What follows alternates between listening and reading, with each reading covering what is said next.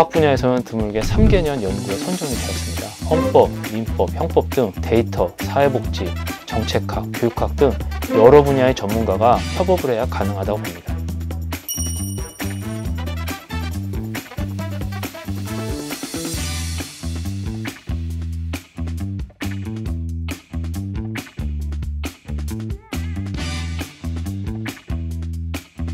아주대학교 법학전문대학원에서 민법을 가르치고 있는 윤태영 교수입니다.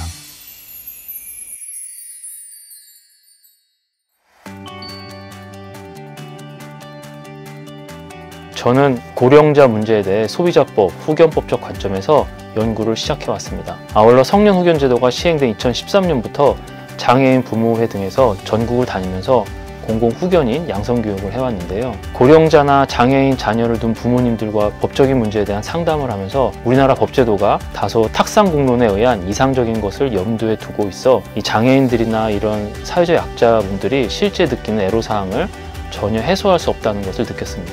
따라서 사회적 약자들에 대해 단순히 하나의 전공 분야에서 연구한 것이 아니라 설문조사, 데이터 분석 등 다학제적 연구가 필요하다고 생각하여 센터를 설립하게 되었습니다.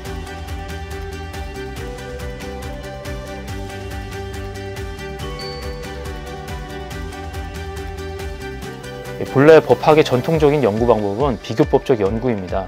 우리나라의 법제도에 공백이나 문제점이 있으면 다른 나라에서는 어떻게 하고 있는지 분석하여 우리나라 실정에 맞게 도입하는 방법이죠. 법학이 발달한 독일 등에서 비교법 연구센터가 따로 있는 것처럼 실제로 비교법적 방법론은 중요한 연구 방법인데요.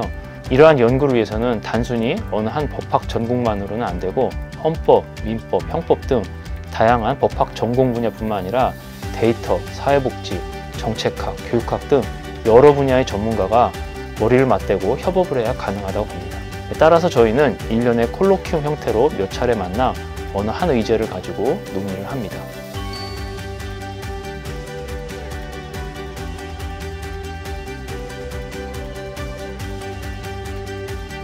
저희가 소형 단계에서는 고령자 문제에 집중적으로 연구를 진행했는데요. 1,300명의 고령자분들에 대한 설문조사를 통해 현재 우리나라에서 문제가 되고 있는 주거나 후견 이런 문제점들을 정확하게 파악할 수 있었습니다. 최근에는 국립재활원에서 진행하는 국책사업 중 하나인 요양 데이터 표준화 작업에도 개인정보 보호 방안을 어떻게 할 것인가 하는 연구에 참여하고 있습니다. 3년 전부터는 강원도, 경상남도에서 공공후견인으로 활동하시는 분들의 의견을 듣고 법적인 애로사항을 상담하는 지역후견인 간담회도 꾸준히 개최해오고 있습니다. 뿐만 아니라 최근에는 한국연구재단 등재지에 고령자 관련 법학 논문이 상당히 많이 나왔습니다. 저희가 그동안 고령자 관련 대주제로 여러 학회들과 공동으로 학술대회를 1년에 10여 차례 개최를 해서 이를 바탕으로 논문이 많이 발표되고 연구가 확산되었다고 이렇게 생각합니다. 특히 2017년 제가 중견 연구자 지원 사업에 신청을 했는데 이 분야가 바로 성년후견제도 취소제도의 문제점에 대해서 실태조사를 하겠다 이런 거를 제안해서 법학 분야에서는 드물게 3개년 연구에 선정이 되었습니다. 여러 자문을 통해서 좋은 분들을 알게 되고 제가 중심이 되어 이 SSK 사업에 신청하게 돼서 이제 선정이 되었습니다. 또 자금을 많이 지원해 주시니까 소외받은 지역의 공공후견인 간담회를 개최할 수도 있었고요.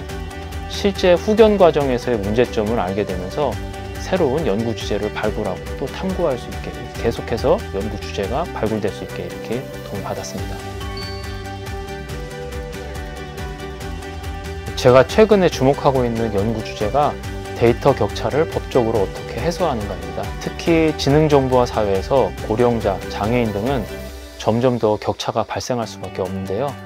계약법적 차원에서 사회적 약자들의 접근성 해소를 위해 법 제도를 정비할 필요가 있습니다.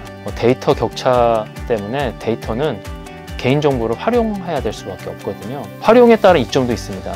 예를 들어서 최근 저출산 고령사로 인해 요양을 필요로 하는 사람들이 느는 반면에 이 업무에 종사하는 사람들은 부족해 점점 요양비가 상향되는 경향을 볼 수 있는데요. 데이터를 잘 활용하면 요양을 효과적으로 하여 요양비를 상당히 절감할 수도 있습니다. 다만 개인정보 침해 문제가 필연적으로 대두되므로 이 문제를 해결하기 위해 개인정보 신탁제도 등 여러 방면에서 안전하게 활용할 수 있는 방안을 연구하고 있습니다. 최근 장애인 부문의 도움을 받아 발달장애인 후견인 관계자들로부터 이제 500분에 대해서 설문조사를 실시했고요. 아울러 전문 설문조사 업체를 통해 일반 시민 1000명을 대상으로 장애인의 접근성 문제에 대해 의식조사를 실시한 바 있습니다. 이 조사를 해본 결과 두 그룹의 의식에서 우리가 생각한 것과 상당한 차이가 나는 부분이 있었는데요. 법학 분야에서는 SSCI급 논문이 나오기 쉽지 않은데 이러한 점을 어필하여 세계적 학술지에 논문을 게재하고 싶습니다. 나아가 현행 제도의 문제점 해결에 앞장서 치매 어르신이나 발달 장애인들의 접근성을 강화하는 데 기여하고 싶습니다.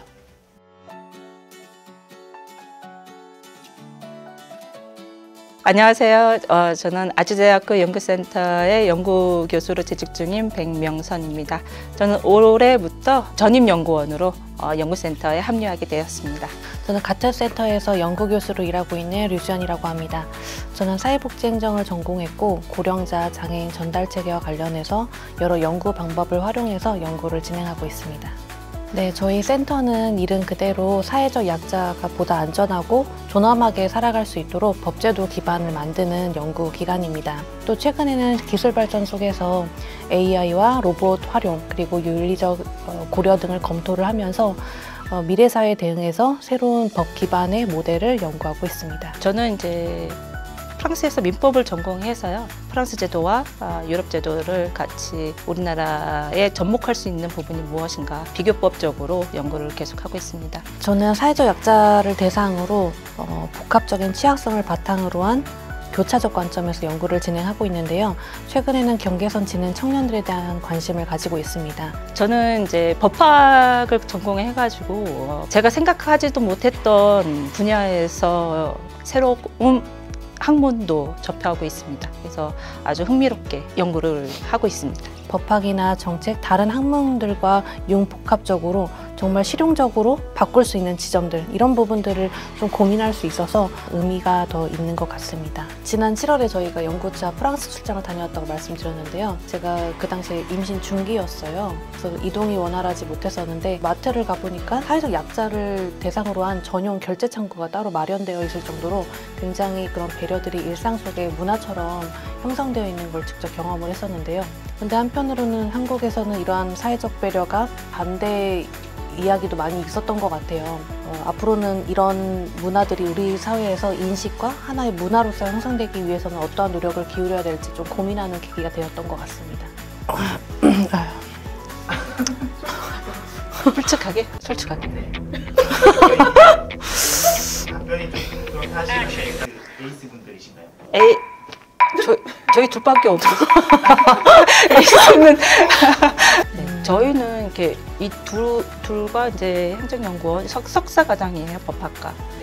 그런데 이렇게 상주하고 있고 다른 공동연구원 교수님들은 다른 학교 교수님들이 꾸며져 있어서 구성되어 있어서 올해 백 교수님과 다인 선생님 3명이 함께 일을 하고 있는데요. 항상 저희 연구센터의 버팀목처럼 든든하게 계신 백 교수님 덕분에 저희가 연구를 잘 진행할 수 있었고 또 다인 선생님도 완벽주의자세요. 열심히 저희를 지도 교수님, 지도 제자분들이 완벽주의자였어요. 저희를 이제 다그치시면서 많이 이렇게 지원을 해주고 계십니다. 덕분에 저희가 편하게 연구를 진행할 수 있어서 너무 감사드립니다. 사회적 약자를 도울 수 있는 사업에 참여해 줄 수 있게 해주셔서 너무 감사드립니다. 교수님 완벽주의자신데요. 조금씩 틈을 좀 보여주셨으면 감사하겠습니다. 건강하세요.